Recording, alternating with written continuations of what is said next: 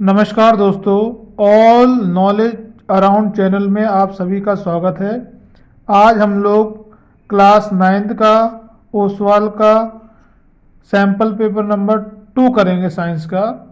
आप सभी लोग मेरे साथ लास्ट तक जुड़े रहें और इस वीडियो को ज़्यादा से ज़्यादा शेयर करें, सब्सक्राइब करें, लाइक और कमेंट करें।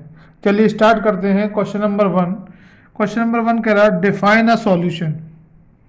तो अगर हम बात करें सॉल्यूशन क्या है, solution is a homogeneous mixture of two or more substance, दो या दो से ज़्यादा सब्सटेंस का जो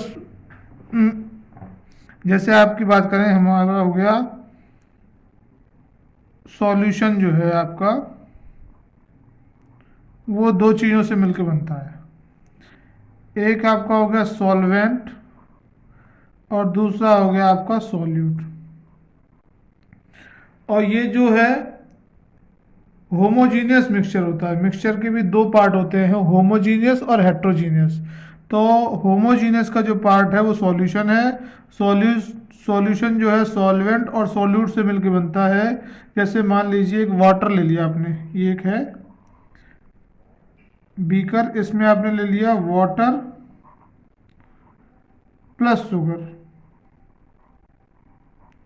और ये आपने इसमें सॉल्यूशन बना दिया। तो ये सॉल्यूशन होगा, इसमें लार्ज अमाउंट में क्या होगा वाटर और लेस अमाउंट में क्या होगा शुगर। मतलब आपने वाटर में डिजोल्व किया शुगर, तो जिसमें डिजोल्व करते हैं उसको बोलते हैं सॉल्वेंट और जिसको डिजोल्व करते हैं उसको सॉल्यूट। और याद रख सकते हैं, देखिए सॉल्यूशन, सॉल्यूट और सॉल्वेंट से मिलकर इसमें 7 वर्ड है और इसमें 6 वर्ड है। जो ज़्यादा होगा उसका उसमें उसके सेंटेंस में वर्ड भी ज़्यादा होंगे। तो आप वाटर ज़्यादा होगा तो इसका मतलब सॉल्वेंट, जिसमें कम वर्ड है वो कम मात्रा में होगा, ऐसे भी समझ सकते हैं। चलिए क्वेश्चन नंबर 2 की तरफ जाते हैं। इसी का ये है ब्राउनियन मूवमेंट क्या होता है, इसको समझ लीजिए।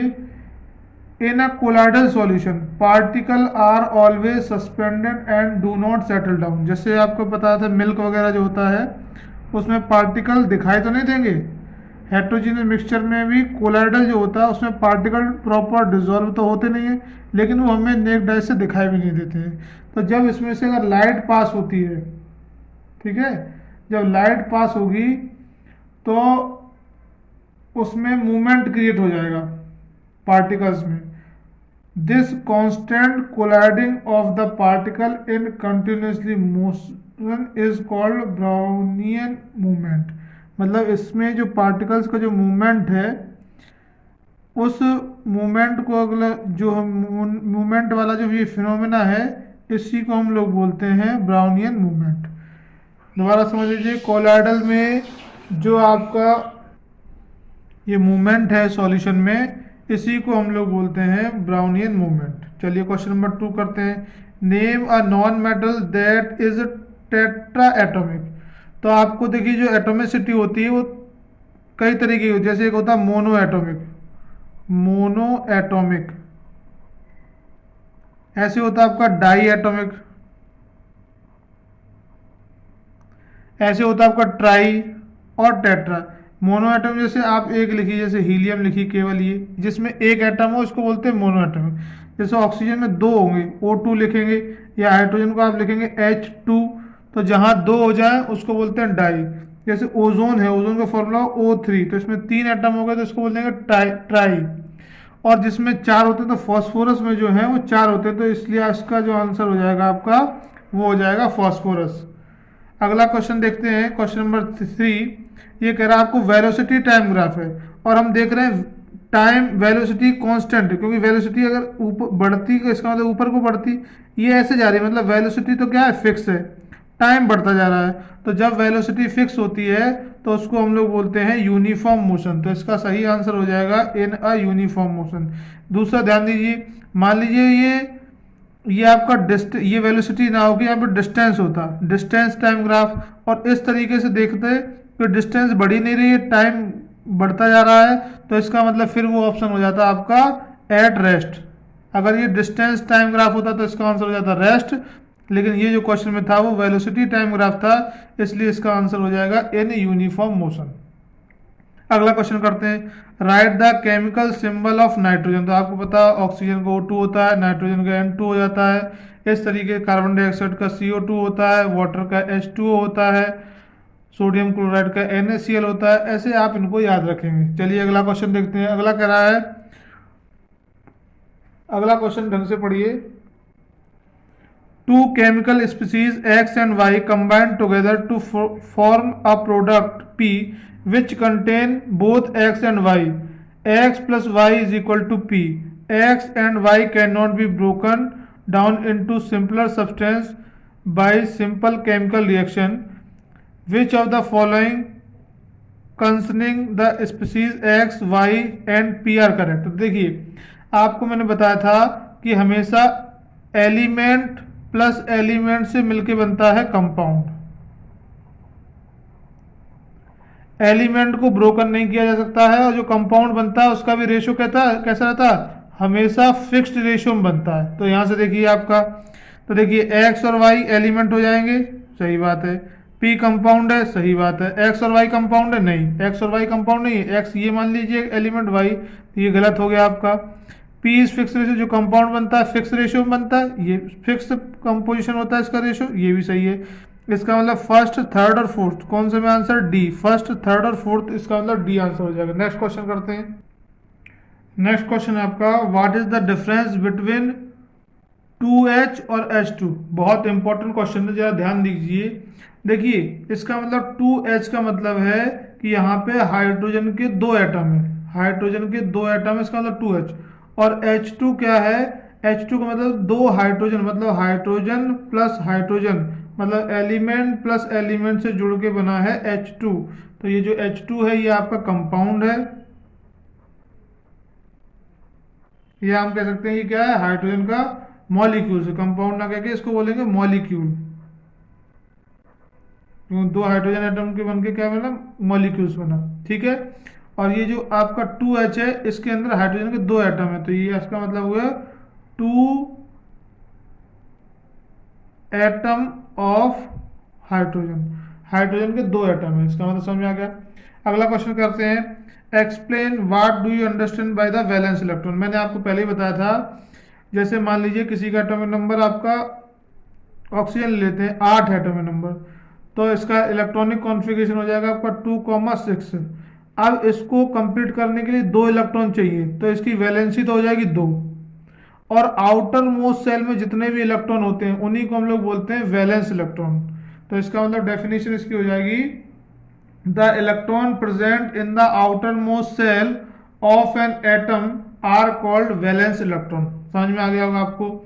अगला क्वेश्चन है, convert the following temperature to Kelvin scale. मैंने इसके लिए आपको ट्रिक समझ में लीजिए।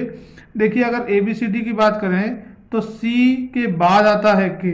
ये तो देखिए हमें केल्विन से सेल्सियस या सेल्सियस से केल्विन में कन्वर्ट करने के 273 प्लस करना पड़ता है या माइनस करना पड़ता है।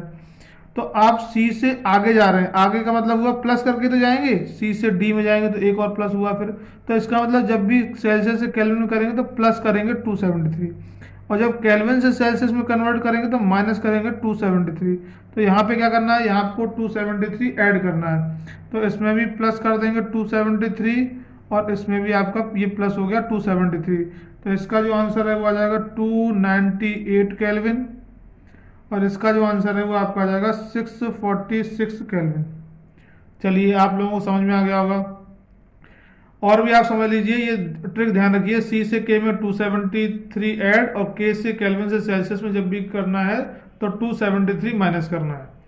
क्वेश्चन अगला करते हैं, right the notation of an atom X if the mass number is A and the atomic number is Z।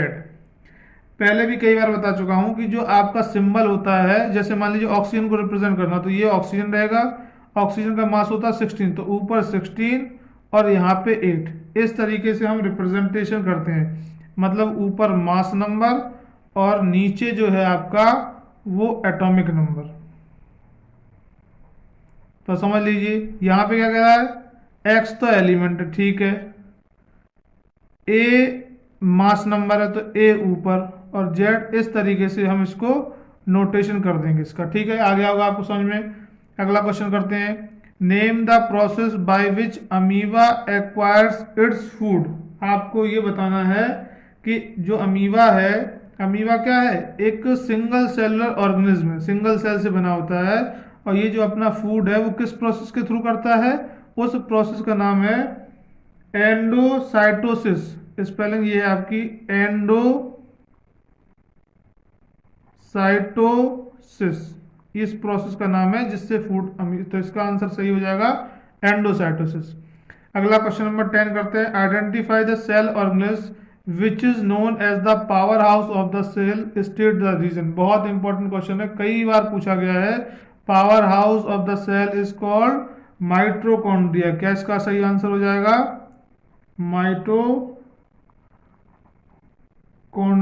इसका माइटोकॉन्ड्रिया सही आंसर हो जाएगा। फिर इसने पूछा स्टेट द रीजन, क्यों, it release energy for it, हमें ये जो सेल को है ये एनर्जी प्रोवाइड करता है, इसलिए इसको power house of the cell कहते हैं। अगला क्वेश्चन है व्हाट आर स्टोमाटा। जिस तरीके से हमारी नोज जो है वो गैसियस एक्सचेंज करती है, इसी तरीके से कोई लीव्स है ना, लीव्स पत्ती, ये पत्ती, इसमें छोटे छोटे पोर्स होते हैं, ठीक है, पोर्स, वो पोर्स क्या करते हैं, गैसियस एक्सचेंज का काम करते हैं। तो हम लिख देंगे stomata are the small pores present in the epidermis of leaves, leaves के एपिडर्मिस में पाए जाते हैं, और ये गैसियस एक्सचेंज करते हैं, क्या, गैसियस एक्सचेंज का काम करते हैं, ठीक है। चलिए अगला क्वेश्चन है give an example of a uniform accelerated motion. तो इसमें क्या हो जाएगा, फ्री फॉल जो होता है हमारा, फ्री फॉलिंग बॉडी, जो हम ऊपर से कोई चीज गिराते हैं, जैसे मान लीजिए ये पेन है और मैं इसको ये गिराऊं, तो ये इसका जो एक्सेलरेशन है वो फिक्स रहता है, कितना, 9.8 मीटर पर सेकंड स्क्वायर, ठीक है, एक्सेलरेशन है। ये बात भी आपको समझ में आ गई होगी। अगला क्वेश्चन कह रहा है अ पर्सन स्टैंडिंग एट ए, यहाँ पे खड़ा है, गोज टू बी, बी पे जाना है, तो उसके पास 3 पाथ हैं, पाथ 1, 2 और 3। Which path can be measured to find the average velocity. तो आपको पता है ये जो सीधे सीधे अगर जोड़ देते हैं तो ये आपको क्या हो गया, ये आपका हो गया, ये डिस्प्लेसमेंट हो गया, शॉर्टेस्ट डिस्टेंस बिटवीन ये। तो इसमें अगर हमें निकालना है एवरेज, अगर निकालना है तो एवरेज एक तो आपका ए, ये जो थर्ड पार्ट है, और सेकंड पार्ट है, क्योंकि ये ऐसे करके गया और एक ऐसे, ये तो डिस्प्लेसमेंट सीधा सीधा हो गया। तो हम लोग क्या करेंगे, 2 और 3 से हम एवरेज निकाल, 2 + 3/2, जो भी डिस्टेंस रही होगी उससे एवरेज निकल के आ जाएगा। हम ये लिख देंगे path 2 and 3 is determined for the average velocity. अगला क्वेश्चन देखते हैं,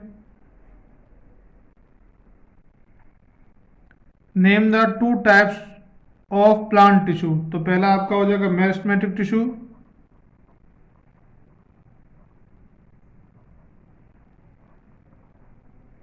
और दूसरा हो जाएगा आपका परमानेंट टिश्यू।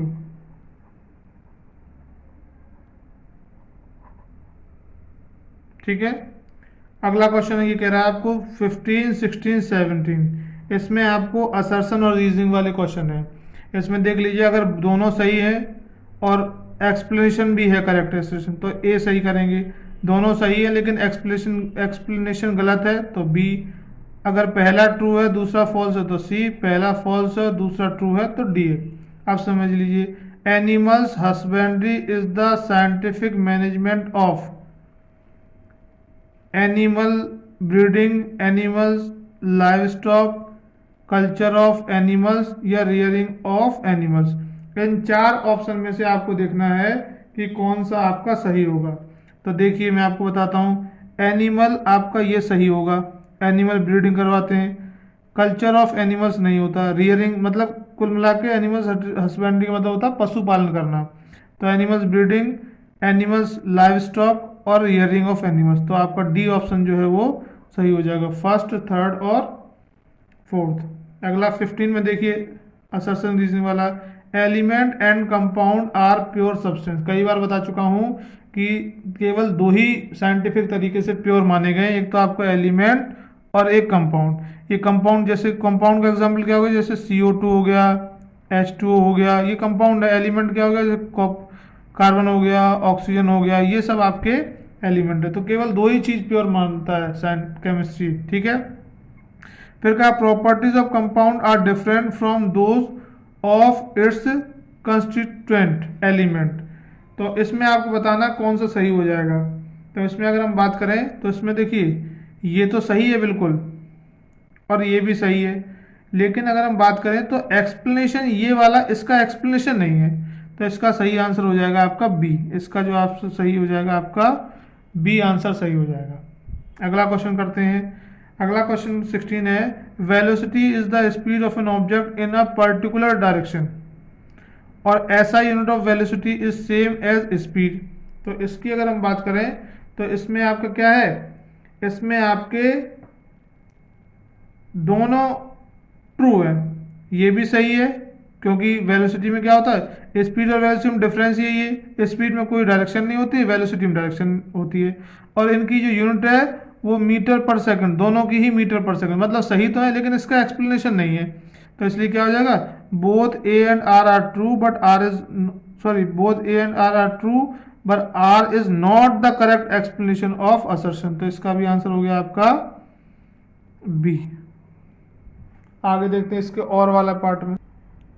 इसमें देखिए दे रखा है, a boy riding on bicycle in a crowded street exhibit non uniform motion, the boy covers equal distance in equal interval of time.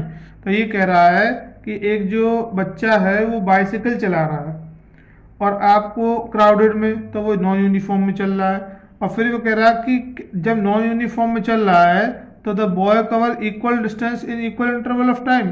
तो क्या इक्वल डिस्टेंस इन इक्वल, तो ये तो गलत ही हो गया, और ये भाई अगर भीड़ में चल रहा तो नॉन यूनिफॉर्म भी होगा। इसका मतलब पहला तो इसमें हो जाएगा ये ट्रू और ये फॉल्स, ऐसा ऑप्शन ए इज ट्रू और बट आर इज फॉल्स था सी में, तो इसका ऑप्शन हो जाएगा सी। 17 क्वेश्चन करते हैं। Assertion lysosomes are known as the suicidal bag, ये बात जो है वो बिल्कुल सही है क्योंकि लाइजोसोम्स क्या होते हैं, सुसाइडल बैग होते हैं। अगर सेल के अंदर ये ब्रेक हो जाते हैं तो ये पूरी सेल हमारी जो है वो खत्म हो जाती है। Lysosome contain powerful enzymes capable of breaking down all organic material, ये भी सही है। इसीलिए इसको हम ये इस कारण ही इसको हम लोग क्या बोलते हैं, सुसाइडल बैग। इसका ये दोनों सही है और करेक्ट एक्सप्लेनेशन भी है, तो इसका जो सही आंसर हो जाएगा वो हो जाएगा आपका ए। अगला क्वेश्चन करते हैं। इसमें कहा रीड द फॉलोइंग क्वेश्चन। 18 के 5 पार्ट दे रखे हैं, उनमें से क्वेश्चन आपको पढ़ने, ये पूरा मॉडल देखना है। उस मॉडल के बेसिस पे हमें, ये नील बोर का मॉडल है, इसमें पहले में 2 फिर ऐसे 3 और इस तरीके से इलेक्ट्रॉन देख रखे हैं। इसके बाद हमें इससे जो क्वेश्चन पूछे जाएंगे उनके आंसर देने। चलिए एक बार रीड कर लेते हैं। In order to overcome the objection raised against Rutherford model of the atom, Niels Bohr put forward the following postulate, but the model of an atom only certain special orbit known as discrete orbits of electrons all allowed inside the atom while revolving in discrete orbit the electron do not radiate energy। ये figure है, इसके basis पे चलिए question देखते हैं। चलिए उन 5 part में से पहला पार्ट है atom are made up of, तो 1 2 3, तो इसका मतलब क्या हो जाएगा, इलेक्ट्रॉन प्रोटॉन एंड न्यूट्रॉन, ये इनको सब एटॉमिक पार्ट ऑफ एटम भी बोलते हैं, तो इसका आंसर हो जाएगा सही। Who amended Rutherford shortcomings, इसका मतलब ये है कि जो रदरफोर्ड थे, तो इसका सही आंसर हो जाएगा आपका नील बोर, क्योंकि जो रदरफोर्ड का जो मॉडल था उनके बाद, क्योंकि रदरफोर्ड जो है एटम की स्टेबिलिटी के बारे में कुछ नहीं कर पाए, तो उसके बाद जो नया मॉडल आया वो किसका आया, नील बोर का आया। अगला question, name the number of electron that K shell and L shell can accommodate, तो के में 2 होते हैं और इसमें होते हैं 8, तो 2,8 कहाँ दिख रहा है आपको, 2,8, तो इसका सही आंसर हो जाएगा बी। अगला देखिए, state true false, atomic mass of an element is the sum of the number of proton and neutron, तो ये इसका जो आंसर हो जाएगा ट्रू हो जाएगा। बता दूं आपका जो मास है वो आपका प्रोटॉन प्लस न्यूट्रॉन पर डिपेंड होता है, और आपका जो एटॉमिक नंबर है, एटॉमिक नंबर हुआ ये आपका इलेक्ट्रॉन और ये प्रोटॉन, ये तीनों बराबर होंगे, electron atomic number is equal to electron is equal to proton. चलिए आगे बात करते हैं, where is the positive charge located, तो आपका देखिए जो एटम है इसके अंदर न्यूक्लियस है और न्यूक्लियस के अंदर भी आपका एक तो होता है प्रोटॉन और न्यूट्रॉन, इस पे तो कोई चार्ज ही नहीं होता, न्यूट्रॉन पे तो कोई चार्ज ही नहीं होता है, तो नो चार्ज वाला कंडीशन आ गई। इस पे आपका पॉजिटिव चार्ज होता है, लेकिन यहाँ पे प्रोटॉन तो नहीं दिया, तो फिर क्या हो जाएगा, न्यूट्रॉन भी नहीं होगा। ये प्रोटॉन किसके अंदर होता है, न्यूक्लियस के अंदर, तो इसका सही आंसर हो जाएगा आपका न्यूक्लियस। चलिए आगे करते हैं। चलिए क्वेश्चन नंबर 19 है, give the following, read the following and answer any 4 question. तो हम पूरी 5 दे देंगे। चलिए ये फिगर दे रखा है, इसमें आपसे पूछा है कि ये जो फिगर है ये किसका डायग्राम, बैक्टीरियल सेल का है, और आपको बताना है कि इसमें 1 क्या होगा, 2 क्या होगा, 3, और यहाँ दे रखे हैं आपके ऑप्शन, ऑप्शन के हिसाब से आप बताएंगे कि 1 क्या होगा, 2 क्या होगा, 3 क्या होगा। तो आप देखिए 1 क्या हो जाएगा आपका, ये आपका हो जाएगा सेल, सेल वॉल हो जाएगा आपका, ठीक है। तो पहला सेल वॉल किसमें दे रखा है, देखिए आप वैसे ही पता लगा सकते हैं भाई, ये सेल वॉल दे रखा है इसमें, तो ये बी इसका सही है, पहला सेल वॉल। दूसरा जो है आपको ये दे रखा है न्यूक्लियस, और तीसरा हो जाएगा आपका प्लाज्मा मेम्ब्रेन। अगर आपको पहले ही पता था तो आप तीनों आंसर सही लगा सकते थे। अगर है which structure present in the region 2, 2 में कौन सा है, ये है, ये आपके क्या है, ये आपके न्यूक्लियस है, न्यूक्लियस में क्रोमोसोम्स पाए जाते हैं, तो इसका मतलब क्या हो जाएगा, ये क्रोमोसोम्स है। How nuclear region of bacterial cell and nuclear region of animal cell difference, क्या डिफरेंस इसमें होता है, तो nuclear region of bacterial cell is poorly defined, ये पुअरली डिफाइंड होता है इसका सेल, बैक्टीरियल सेल का रीजन, और जबकि एनिमल्स का कैसा होता है, इसका जो है आपका प्रॉपर डिफाइन होता है, ठीक है, प्रॉपर डिफाइन ये कह सकते हैं वेल डिफाइंड, ये आपका है।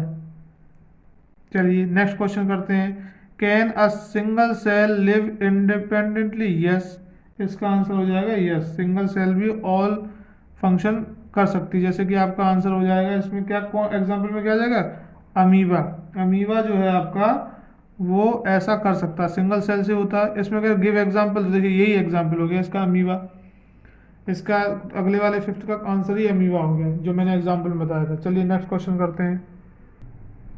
अगला क्वेश्चन देखिए, read the following and answer, वही 5 आंसर देने हैं।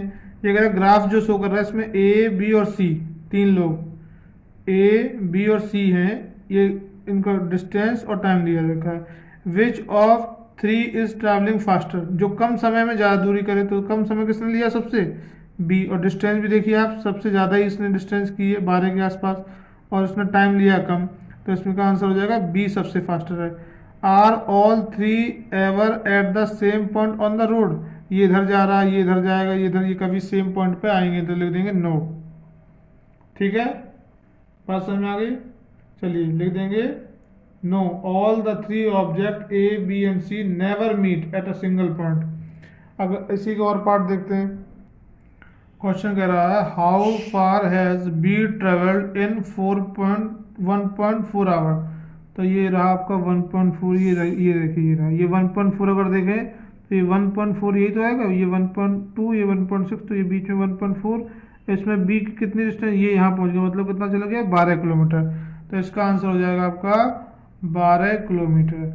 आगे कह रहा कि 1.6 आवर में सी कितना चलेगा, तो सी की इसमें देखिए 0 से 4, फिर 4 से 8, फिर 8 से 12, इसका मतलब 4 किलोमीटर जा रहा है, लेकिन ये इसमें बॉक्स कितने हैं, 1 2 3 4 5 6 7, इसका मतलब 7 जो बॉक्स हैं वो बराबर हैं आपके 4 किलोमीटर, तो एक बॉक्स कितने किलोमीटर बराबर हो जाएगा, 4/7, और ये जो 8 तो किलोमीटर ही चल गया, इसके बाद 4.5 और है, तो इसका मतलब इसको अगर हम मल्टीप्लाई कर देंगे 4.5 से, तो आपको निकल के आएगा कि ये यहाँ से यहाँ तक कितना चला, तो ये चला आपका 2.6 किलोमीटर, ठीक है, और 8 ये यहाँ तक चली गया है, इसका मतलब टोटल कितना हो जाएगा 8 + 2.6, तो ये आपका आंसर आ जाएगा 10.6, ठीक है, इसका जो आंसर आ गया वो आपका 10.6 आया।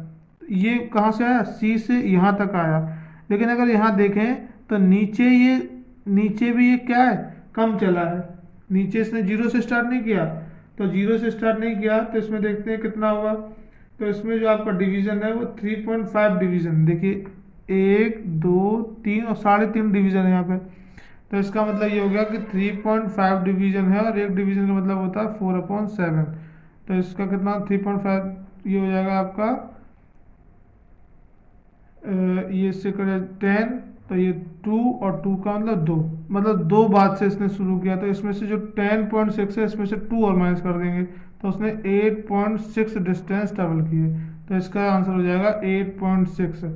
इसको दोबारा से ढंग से समझेंगे 2 बार 3 बार में रिपीट करके। अगला कह रहा है state the formula used to find out speed from distance time graph. इस डिस्टेंस टाइम ग्राफ में से आपको स्पीड निकालनी, तो स्पीड इज इक्वल टू क्या हो जाएगा आपका, स्पीड इज इक्वल टू होगा distance upon time. Speed is equal to distance upon time. चलिए नेक्स्ट क्वेश्चन करते हैं। अब स्टार्ट करते हैं हम लोग सेक्शन बी। इसमें कह रहा है डिफाइन स्पीड एंड वेलोसिटी। तो स्पीड क्या हो जाएगा आपका, डिस्टेंस अपॉन टाइम, और आपका वेलोसिटी क्या हो जाएगा, डिस्प्लेसमेंट अपॉन टाइम। ठीक है, ऐसा यूनिट अगर बात करें तो दोनों की ही होगी मीटर पर सेकंड।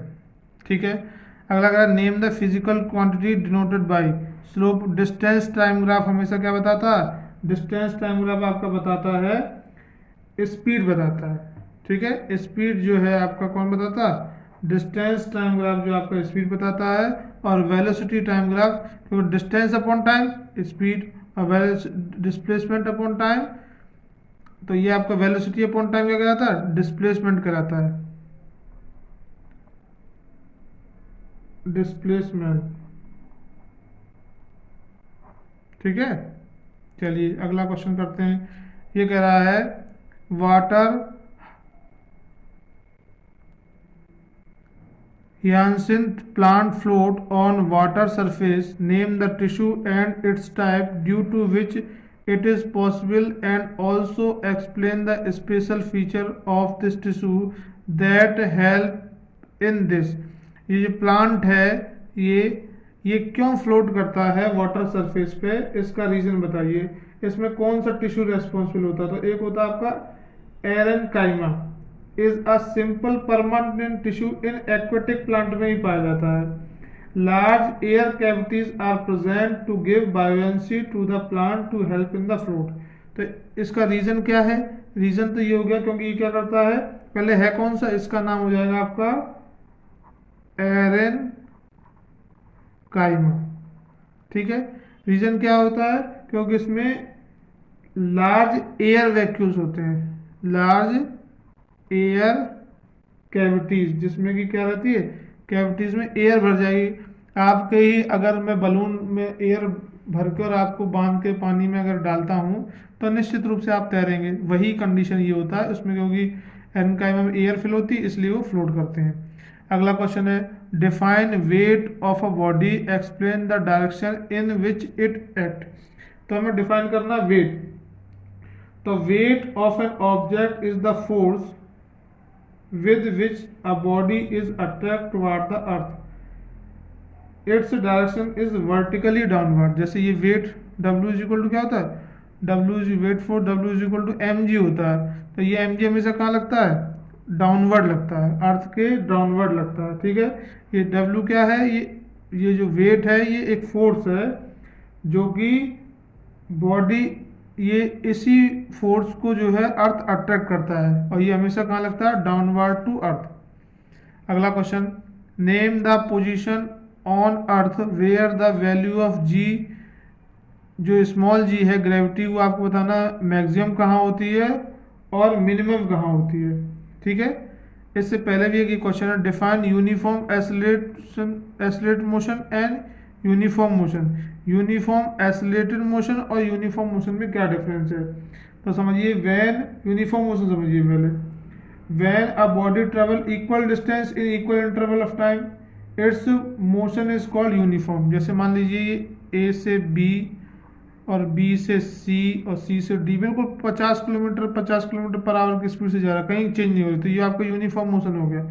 और यूनिफॉर्म एक्सेलरेटेड मोशन का मतलब होता है if an object travel in a straight line and its velocity increase और डिक्रीज बाय इक्वल अमाउंट। मतलब इसमें या तो मतलब जैसे मान लीजिए ये कोई ये है, ये 5 की स्पीड से चल रहा है, और अगले 1 मिनट में ये 4 की स्पीड से आया, अगले 1 मिनट में ये 3 की स्पीड से हो गया, अगले 1 मिनट में ये 2 की। तो हम देखेंगे हर बार 1 मीटर पर सेकंड ये डिक्रीज कर रहा है। या हम कह सकते हैं मान लीजिए किसी की स्पीड थी 1 मीटर पर सेकंड, फिर अगले 1 मिनट में 2 मीटर पर सेकंड, फिर 3 मीटर पर। तो हम देख रहे हैं ये चेंज है ना, ये सेम है। तो ये चेंज ही तो क्या कहलाता है, एसलेट। इसने कहा यूनिफॉर्म एसलेशन। तो यूनिफॉर्म एसलेशन की बात क्या हुई, अगर कोई ऑब्जेक्ट जो है अपनी स्पीड इंक्रीज करे या डिक्रीज करे इक्वल इंटरवल टाइम में इक्वल। समझ में आ गया। चलिए अगला क्वेश्चन करते हैं। ये कह रहा है name the position on earth where the value of small g, minimum बतानी है आपको और बतानी है आपको मैक्सिमम। तो मैंने पिछले पेपर में भी शायद एक क्वेश्चन था, इसमें समझ लीजिए on earth value of g is maximum at pole. जैसे ये आपके अर्थ बता दो, ये इसका पोल होता है, ये बीच में इक्वेटर होता है। तो पोल पे आपकी कैसी होगी, पोल पे आपकी होगी मैक्सिमम, और यहाँ कैसी होगी मिनिमम। ठीक है। एट क्यों, इसका रीजन क्या है, क्योंकि यहाँ रेडियस कम होती है। और अगर हम बात करें, देखिए फॉर्मूला देखिए, g is equal to G M over R square. Radius पे इनवर्सली प्रोपोर्शनल है। अगर रेडियस बढ़ेगी तो जी घटेगी, और रेडियस घटेगी तो जी बढ़ेगी, और ये बढ़ेगी तो ये घटेगी। तो देखिए यहाँ तो रेडियस छोटी सी हुई तो इसलिए ग्रेविटी बढ़ी, यहाँ रेडियस इतनी बड़ी हुई तो यहाँ इसलिए ग्रेविटी घटी।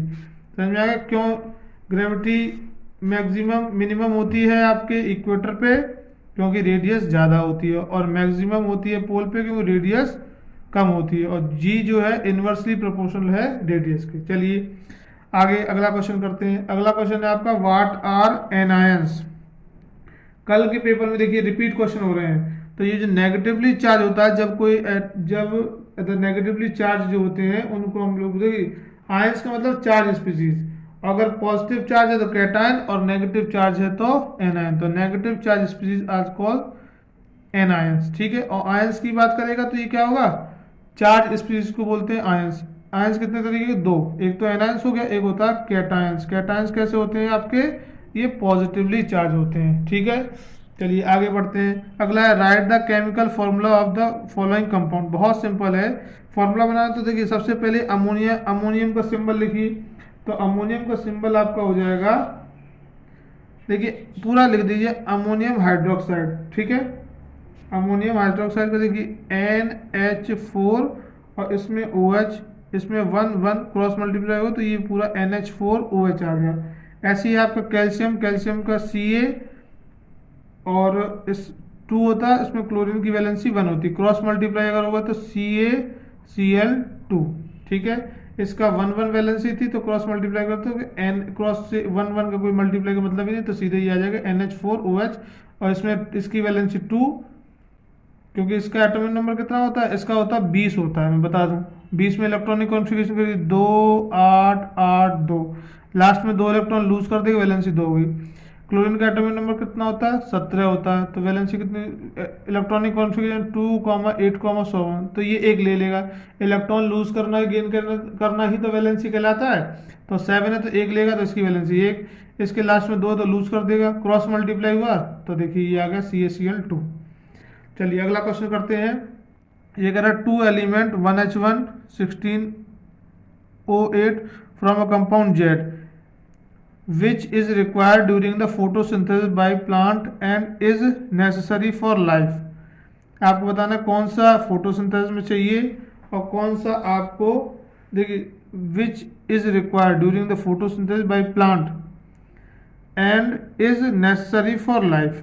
तो आपको एक तो बताना कि आइडेंटिफाई जेड क्या हो गया, और दूसरा आपको बताना राइट्स इट्स मोलर मास भी निकालना है। ठीक है। चलिए इसको करते हैं। तो इसमें आपको पता है कि जो जेड होगा वो हाइड्रोजन और ऑक्सीजन से मिला, वो क्या होगा, ये ऑक्सीजन हो गया, हाइड्रोजन, तो H2+O तब बनता है क्या, H2O। तो इन दोनों को मिलके बना है जेड, तो इसका मतलब ये कंपाउंड ही है, ये एलिमेंट, तो ये क्या बना, कंपाउंड। तो ये जेड आपका क्या हो जाएगा, जेड हो जाएगा आपका वाटर, H2। ठीक है। अब आपको इसका क्या निकालना, मोलर मास निकालना। तो आपको पता है H2 का निकालेंगे, H2+O, हाइड्रोजन का आपका होता है 1, लेकिन 2 हाइड्रोजन तो 2, प्लस ऑक्सीजन का 16, तो आपका आ जाएगा 18 ग्राम मोल। ठीक है। ये इसकी यूनिट होती है मोलर मास की। ठीक है। चलिए नेक्स्ट क्वेश्चन करते हैं। सेक्शन सी का आपका नहीं, अभी तो यही है, ये लास्ट क्वेश्चन है बी का। Chicken A is all chicken is favourable, all chicken is reference are of the same variety egg line expose to very bright sunlight. Chicken B is kept, बहुत ये ए वाले जो है वो बहुत ब्राइट लाइट में, और बी वाले कैसे हैं, डार्क में हैं, और सी वाले कैसे हैं, वेल लिट बिल्डिंग, मतलब नॉर्म प्रॉपर लाइट में है। तो which chicken has a maximum laying output, तो सबसे ज़्यादा कौन होगा, क्योंकि सब चीज़ फेवरेबल मिल रहा है, तो चिकन सी जो है उसका आंसर सही हो जाएगा। ठीक है, इसका आंसर, क्योंकि इसको बहुत ज़्यादा लाइट मिल रही है, इसको बहुत, बी को बहुत डिम लाइट मिल रही है, सी को सब चीज़ें प्रॉपर लाइट मिल रही है, ठीक है, जितनी रिक्वायर्ड है, इसलिए इसका सही हो जाएगा सी। अगला क्वेश्चन कह रहा है you are provided with a solution of substance X, how will you test whether it is saturated और unsaturated with respect to x at a given temperature? What happen when a hot saturated solution is allowed to cool? Question का मतलब ये हुआ कि आपको x substance के solution दिया गया है, ठीक है, आपको पता कैसे पता लगाओ कि वो सैचुरेटेड है कि अनसैचुरेटेड है। तो मैंने आपको पहले कई बार बताया है कि जो सैचुरेटेड होता है मतलब उसमें और ज़्यादा सॉल्यूशन का मतलब सॉल्यूट और सॉल्वेंट, अनसैचुरेटेड का मतलब इसमें और ज़्यादा सॉल्वेंट डिजोल्व किया जा सकता है, इसका मतलब इसमें और ज़्यादा सॉल्वेंट डिजोल्व, सॉरी, इस सॉल्वेंट में ज़्यादा सॉल्यूट डिजोल्व नहीं किया जा सकता है, सॉल्वेंट में सॉल्यूट डिजोल्व करते हैं। अगर अनसैचुरेटेड है तो उस सॉल्वेंट में और ज़्यादा सॉल्यूट जो है वो ऐड हो जाएगा, लेकिन अगर सैचुरेटेड है तो फिर उसमें, जैसे सपोज करो एक एग्जाम्पल लेते हैं, जैसे ये है, अगर इसमें हमने मान लीजिए 10 चम्मच स्पून डाल दिए और उस 10 के बाद भी अगर इसमें 10 चम्मच और डाल सकते हैं, तो इसका मतलब ये पहले क्या था, ये था अनसैचुरेटेड, लेकिन 10 डाल दिए, 10 और डाल सकते थे, वो भी 10 चम्मच डाल दिए, अब इसमें एक भी चम्मच और नहीं, तब ये हो जाएगा अनसैचुरेटेड, ये हो जाएगा सैचुरेटेड।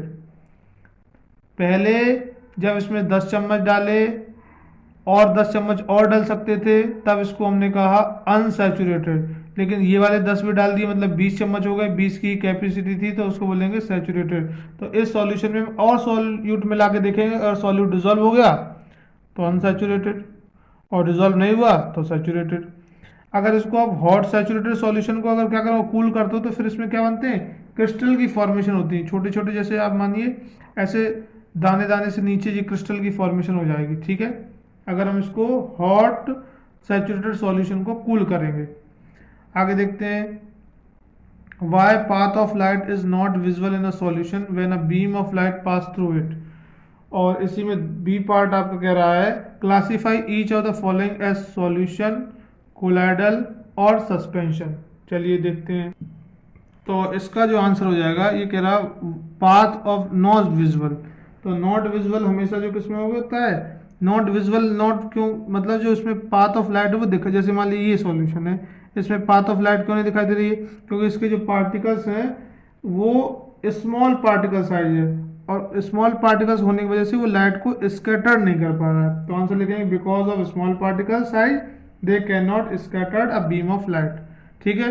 दूसरा हो जाएगा आपको क्लासीफाई करना है कि सॉल्यूशन है, कोलाइडल, सस्पेंशन। पढ़िए a mixture whose particle are big enough scattered a beam of light, तो आपको पता है बीम ऑफ लाइट को स्कैटर कौन करता है, तो आपको हो जाएगा कोलॉइडल, ठीक है, कोलॉइडल या कोलॉइड्स कर देंगे। और अनडिस्टर्ब अगर आप रखते हैं सेटल डाउन, तो मतलब किसी भी सॉल्यूशन को अनडिस्टर्ब करते हैं तो क्या हो जाएगा, पार्टिकल सेटल डाउन हो जाएंगे उसके नीचे। जैसे मान लीजिए आपने पानी लिया, उसमें चौक डिजोल्व कर ली और उसके बाद आपने थोड़ी देर बाद रख दिया, तो देखेंगे चौक के जो पार्टिकल हैं वो नीचे बैठ जाते हैं, उसी को बोलते हैं सेटल डाउन। तो उस चौक सॉल्यूशन को हम लोग क्या बोलते हैं, उसको हम लोग बोलते हैं सस्पेंशन। सस्पेंशन, ये कोलाइडल और सस्पेंशन जो है ये दोनों हेट्रोजीनियस मिक्सचर के पार्ट है, ठीक है। चलिए आगे करते हैं, define osmosis in what two ways it is different for diffusion. आपको बताना ऑस्मोसिस क्या है और डिफ्यूजन से किस तरीके से डिफरेंस है, ठीक है।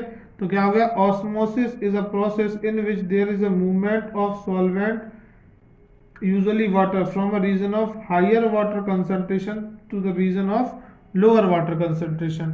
हायर वाटर कंसंट्रेशन से लोअर वाटर कंसंट्रेशन में जाना आपका ऑस्मोसिस कहलाता है, ठीक है। अब इसमें डिफ्यूजन और इसमें अंतर क्या है? ऑस्मोसिस की बात करें तो it takes place through semi permeable membrane, जैसे किशमिश वगैरह की मैंने बात, किशमिश जो होता है उसको अगर आप पानी में डाल दोगे तो देखोगे पानी उसके अंदर चला गया, फूल गई, तो ये ऑस्मोसिस। और इसमें solvent, movement of solvent is involve, इसमें इन्वॉल्व होता है। डिफ्यूजन की बात करें तो diffusion does not required any membrane, किसी मेम्ब्रेन की रिक्वायरमेंट नहीं होती है।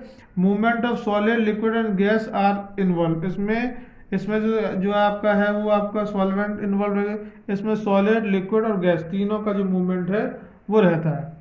चलिए अगला क्वेश्चन करते हैं। ये कह रहा है identify the type of tissue in the following, आपको इन टिश्यू के नाम लिखने हैं। तो पहला आपका हो गया वस्कुलर बंडल, तो वस्कुलर बंडल में आपके कौन से होते हैं? इसमें होते हैं आपके कॉम्प्लेक्स टिश्यू, ठीक है, इसमें हो जाएगा आपका कॉम्प्लेक्स टिश्यू।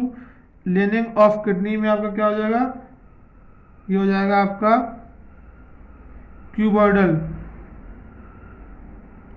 क्यूबॉइडल एपिथीलियम, ठीक है, मैं शॉर्ट में लिख रहा हूँ एपिथीलियम। चलिए इसमें क्या होगा? इनर लिनिंग ऑफ इंटेस्टाइन, इसमें हो जाएगा आपका लंबे लंबे होते हैं कॉलुमिनार, ठीक है। आगे देखते हैं, फोर्थ में देखते हैं। तो ये आयरिस ऑफ आई, ये हमारे कंट्रोल में तो नहीं रहती, जो हमारे कंट्रोल में ना रहे वो इनवॉलेंट्री। और मसल्स ऑफ द हार्ट, तो इसको बोलते हैं कार्डियक मसल्स, ठीक है। और ये आपका हो गया कार्डियक टिश्यू। ये ब्रोंकीज ऑफ लंग में आपका आ जाएगा सिलिएटेड क्यूबॉइडल, सिलिएटेड क्यूबॉइडल, ठीक है। चलिए नेक्स्ट क्वेश्चन करते हैं। क्वेश्चन नंबर 30 देखते हैं। Name the body which approves the nomenclature of element और कंपाउंड। मैंने आपको बताया था कौन सी है? IUPAC, international union pure and applied chemistry. अगला कह रहा था symbol of sodium is written as Na and not as S, give reasons. इसमें आपको बताना है कि सोडियम जो जैसे मोस्टली जो हम लोग कर रहे हैं वो जैसे ऑक्सीजन का, ऑक्सीजन O से शुरू होता है, सिंबल भी उसका होता है। हाइड्रोजन S से शुरू होता है, सिंबल भी। लेकिन सोडियम का नाम तो S से शुरू हो रहा है, सिंबल लिख रहे हैं Na, क्यों? The symbol of sodium is drive from इस, इसका जो लैटिन नेम है सोडियम का, लैटिन से बना, उसका होता है नेट्रियम। सोडियम का एक्चुअल में लैटिन में नाम क्या होता है? नेट्रियम होता है, तो वहाँ से ये Na लिया गया है, ठीक है। सोडियम हम लोग बोलते हैं लेकिन लैटिन लैंग्वेज में इसको बोलते हैं नेट्रियम, तो नेट्रियम से ड्राइव हुआ है Na। चलिए name one element which form diatomic, तो जैसे आपका O2 हो गया, H2 हो गया, डाइएटॉमिक है। और टेट्रा आपको बताया था पिछले P4 हो गया, ठीक है।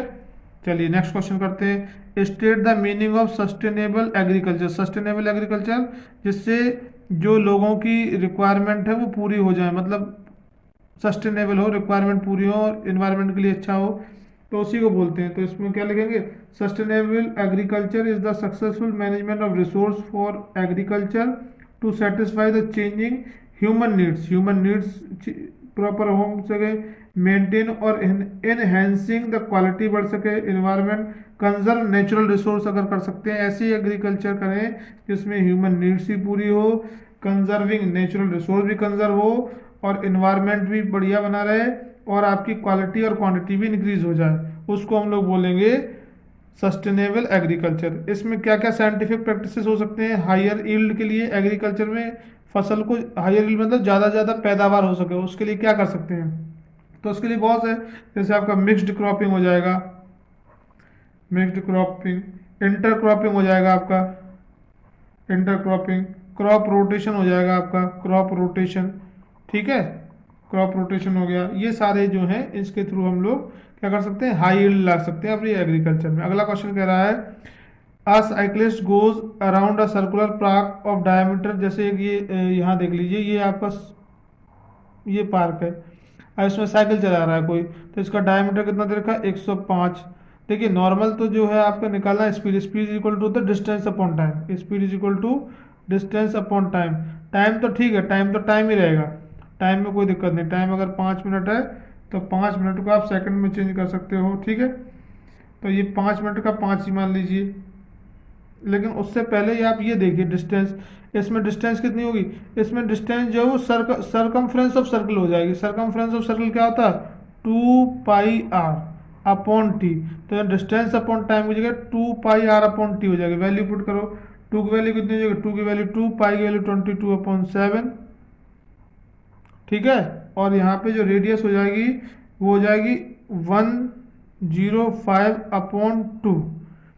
और जो ये 5 मिनट में सेकंड कितने हो जाएंगे, 300 सेकंड इंटू 300।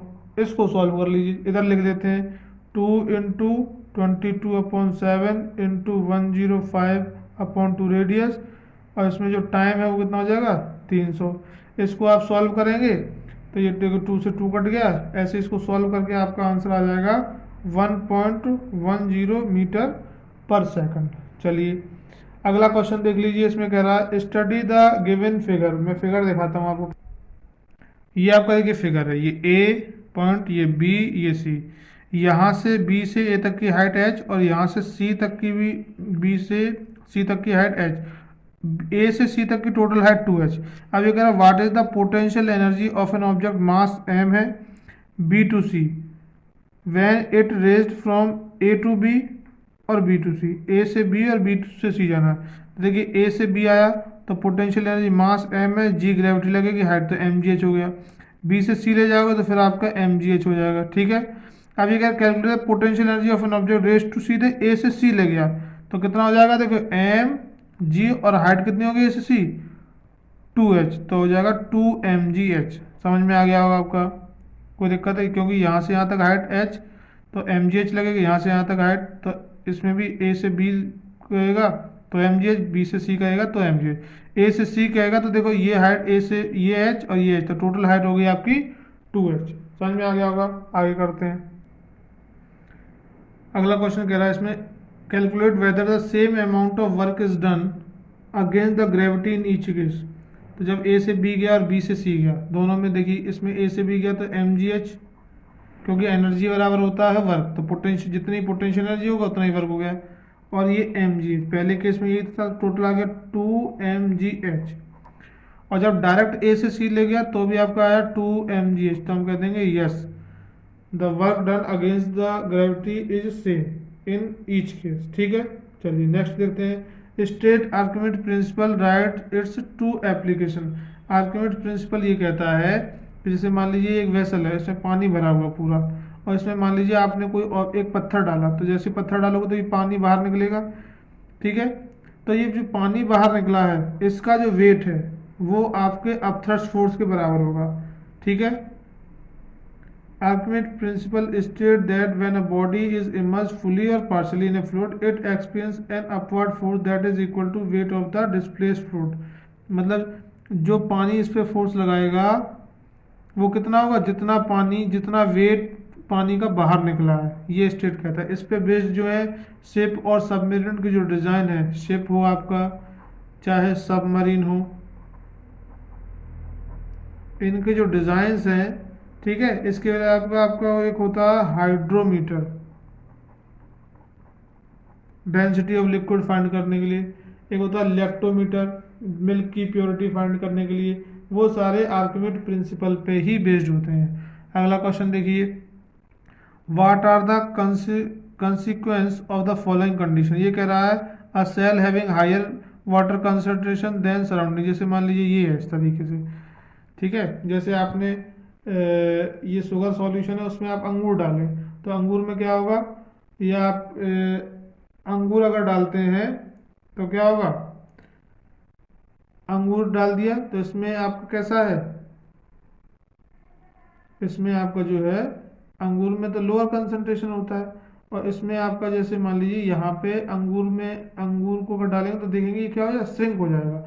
और लेकिन वही पानी में अगर किशमिश डालते हैं तो हम देखते हैं क्या हो जाते हैं, वो फूल जाती है। तो आपको यहाँ पूछा है a cell having higher water concentration than the surrounding medium, तो क्या होगा, the when a cell possess higher water concentration in the surrounding medium then exoosmosis, एक्सोऑस्मोसिस हो जाएगा। एक्सोऑस्मोसिस का मतलब होता है क्या, इसमें जो सेल है वो श्रिंक हो जाएगी, मतलब एक्सोस्मोसिस में क्या होता है, पानी जो है उसका जो लिक्विड है वो बाहर निकल आता है, जैसे किशमिश वाले केस में हुआ, सॉरी किशमिश नहीं, जैसे ग्रेप्स अंगूर वाले केस में हुआ, वो सिकुड़ जाएगा क्योंकि उसका पानी बाहर निकल आएगा।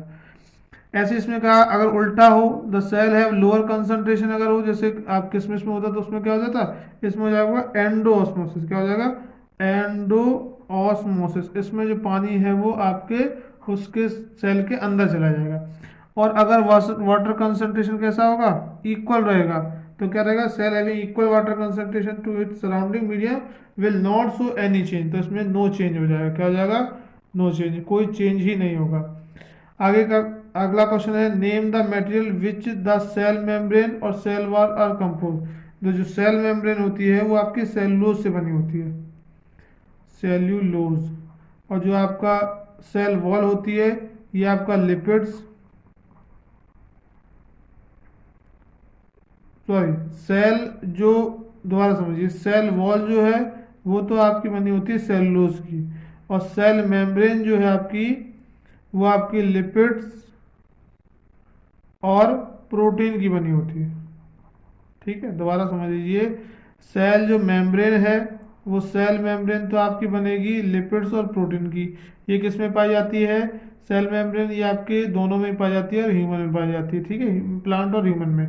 सेल वॉल केवल प्लांट में पाई जाती है जो कि सेलुलोज से बनी होती है। अगला कह रहा है, अगला क्वेश्चन जो आपसे कह रहा है वो कह रहा है, draw a neat diagram of animal cell and लेवल, ये तो आप लोग खुद कर लेंगे, डायग्राम बना लेंगे, ठीक है। अगला क्वेश्चन करते हैं, explain explain Rutherford alpha particle scattering experiment with diagram and observation, ये आप खुद ही लेंगे। मैं एक बार आपको बता देता हूँ किस तरीके से उन्होंने एक्सपेरिमेंट किया था। उन्होंने इस तरीके से हीलियम के तो डबल चार्ज पार्टिकल लिए, इसमें से अल्फा पार्टिकल निकले, यहाँ एटम लगाया, अल्फा पार्टिकल की बॉम्बार्डिंग की, तो देखा most of the alpha particle इसको क्रॉस कर गए, कुछ जो है ऐसे डाइवर्ट हो गए, और 12,000 में से केवल एक था जो ऐसे वापस आ गया। तो उन्होंने बताया कि जो एटम का मोस्ट ऑफ द पार्टिकल है वो एम्प्टी है, बीच में कोई पॉजिटिव चार्ज है, और जो पॉजिटिव चार्ज है वो एटम के कंपैरिजन में बहुत छोटा है। इस चीज़ को आपको पूरा ऑब्जर्वेशन के साथ लिखना है और फिगर बनाना है। अगला क्वेश्चन अगर हम बात करें तो अगला क्वेश्चन आपका है, देख लीजिए, ये आपका देखा जाए तो लास्ट क्वेश्चन है, person weight 110.84 newton on moon whose acceleration due to gravity is 1/6 of the earth, if the value of g on earth is 9.8 metre पर second, calculate small g on moon, आपको small g की value moon पे निकालनी है, ठीक है। तो आपकी क्या हो जाएगी, 1/6 हो जाएगा, तो ये 1/6 इंटू 9.8, तो ये आ जाएगा 1.63 मीटर पर सेकंड स्क्वायर -1, ठीक है। Mass of person on moon, तो ये भी 1/6 हो जाएगा, तो क्या हो जाएगा 110.84 इंटू उस पर जो ग्रेविटी है वो हो जाएगी 1.63, तो ये जाएगा 68 kg, ठीक है। आगे कह रहा वेट, ये तो मास की बात हुई ना, तो ये समझ लो, F इज इक्वल टू आपका mg होता है, तो m is equal to F upon g हो जाएगा, तो ये F और ये आपका g, वेट मतलब F ही तो होगा, फोर्स, ठीक है, समझ में आ गया। अब ये कह रहा है weight of person on earth, earth पे आपको वेट निकालना है, तो वेट बराबर क्या होता है आपका mg होता है, मास कितना निकला 68, और g की वैल्यू कितनी, तो 68 इंटू 9.8, तो ये आपका आ गया 666.4 न्यूटन। दोबारा समझ लीजिए इस क्वेश्चन को एक बार, अब पर्सन वेट उसका इतने न्यूटन ऑन मून पे, उस एक्सलेशन ड्यू टू ग्रेविटी 1/6 होती है मून पे, if the value of g इतनी है, calculate the g on moon, तो जी 1/6 हो जाएगी, ठीक है, ये आ गया जी की वैल्यू मून पे। और मास ऑफ अ पर्सन कितना हो गया, ये आपका F is equal to m g, तो m is equal to F upon g, F की वैल्यू ये रही, जी की वैल्यू ये निकल के आ गया। अब वेट निकाला, डब्ल्यू इज इक्वल टू क्या, तो डब्ल्यू इज इक्वल टू होता है आपका एम जी, मास ये निकला, जी की वैल्यू ये है, तो ये इस तरीके से आंसर आ गया। अगला क्वेश्चन का, how does the value of g on the earth related to the mass of earth and its radius, derive करना है आपको। तो इसमें ड्राइव करने में क्या करना है आपको, एक तो आपको F is equal to Newton's का जो लॉ है वो फोर्स वाला हो जाएगा, और दूसरा हो जाएगा एक्सीलरेशन ड्यू टू ग्रेविटी वाला, ठीक है, नहीं समझे। चलो इसको कर देता हूँ मैं। एक तो आपको ये इसमें भी प्रूफ करना है F is equal to G m1 m2/d² वाला फॉर्मूला प्रूफ कर देंगे, और उसमें जी इज इक्वल टू gm/d² वाला फॉर्मूला प्रूफ कर देंगे। ये ड्राइव करना है, ठीक है। अगला कह रहा है, और में अगर देखें तो ये कह रहा है proof that if the earth attract two bodies placed at the same distance from the center of the earth with equal force then their mass will be the same। तो आपको बताना है कि मास उसका सेम होगा, ऐसा आपको प्रूफ करना है। तो प्रूफ करने में कोई दिक्कत नहीं है, हम ये कह सकते हैं, ये क्या कह रहा है proof that the earth attract, तो आपको ये हो जाएगा, यहाँ समझते हैं प्रूफ करना आपको अर्थ इक्वल फोर्स, तो F1 is equal to F2। F is equal to क्या था जी एम, और दूसरे इसमें एक ऑब्जेक्ट का मास m1, इसके मान लो m2, और अर्थ का मास मानेंगे capital M, m1 is equal to G M और m2 अपॉन d²,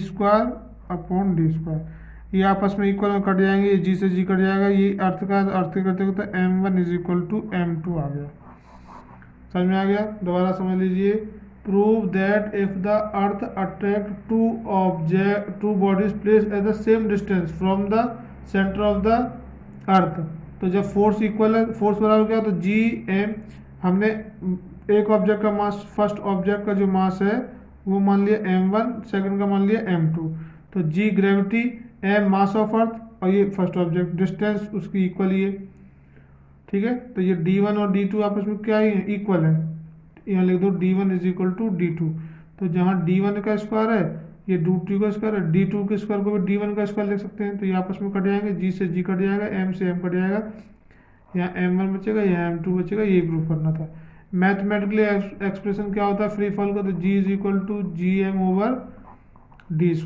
अगला कह रहा है why is g called a universal constant, तो क्यों, क्योंकि इसकी जो वैल्यू है, its value is constant in the universe, इसकी वैल्यू कैसी रहती है, कांस्टेंट रहती है पूरे यूनिवर्स में।